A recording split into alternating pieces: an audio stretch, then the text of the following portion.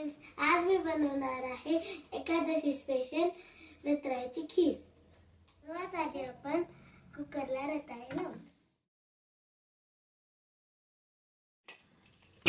आपले रताळे आता शिजलेले आहेत। आता रताळे स्मॅश करून घेऊया।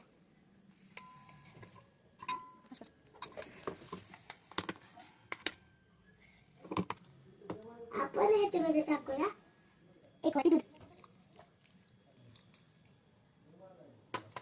1 वाटी साखर,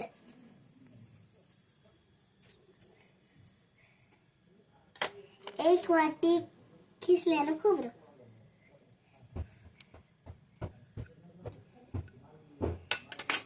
इलायची पावडर।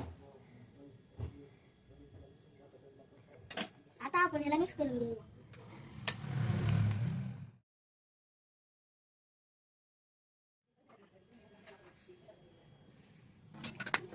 ही तयार आहे आपली रताळ्याची खीर। चला तर आपण देऊया येशूला खीर।